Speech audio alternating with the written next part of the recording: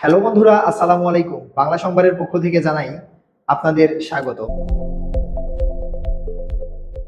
তালেব স, মূর্ধন্য ষ এবং দন্ত স যেটাই থাকুক না কেন বানানে, তালেব স, মূর্ধন্য ষ, দন্ত স যেটাই থাকুক না কেন উচ্চারণে গিয়ে সেখানে তালেব বর্ষই হবে, কোন স হবে? তালেব বর্ষ হবে।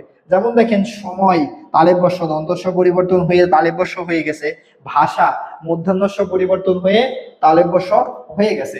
কিন্তু এখানে আরেকটা গুরুত্বপূর্ণ, খুবই গুরুত্বপূর্ণ যেটা, সেটা হচ্ছে লক্ষ্য করেন একটু, এই যে তালেব স, মূর্ধন্য ষ, দন্ত স, এর পরে যদি রিকার বা যদি কি থাকে, রফালা থাকে, তালেব স, মূর্ধন্য ষ, দন্ত স এর সাথে যদি রিকার বা রফালা থাকে, তখন সেটা দন্তাশয়ে রিকার বা দন্তাশয়ে রফালা হয়। যেমন দেখেন, শ্রাবণ বানানে এখানে তালেব শয়ে রফালা আছে, কিন্তু উচ্চারণে গিয়ে দন্তস্বয়ে রফালা। সৃষ্টি বানানে দন্তস্বয়ে রিকার আছে, তাই উচ্চারণে গিয়েও তালেব স না হয়ে দন্তস্বয়ে রিকার হয়েছে।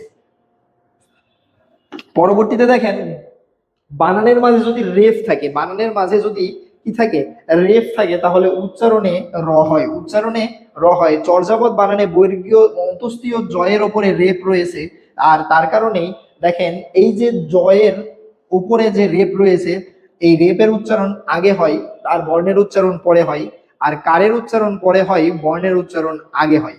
যেমন দেখেন, এখানে এই রেপটা পূর্ণ বর্ণ র হয়ে গেছে, তারপরে জ বর্গীয় জয়ে পরিণত হয়েছে অ, আর দয়ে ধাক্কা খাওয়ার কারণে দয়ে হসন্ত হয়েছে। আমাদের ক্লাসগুলো যদি ভালো লাগে, আমাদের ফেসবুক পেজ, ইউটিউব চ্যানেলকে লাইক দিয়ে আমাদের পাশে থাকুন এবং বন্ধুদের মাঝে শেয়ার করুন। ধন্যবাদ সবাইকে। আসসালামু আলাইকুম।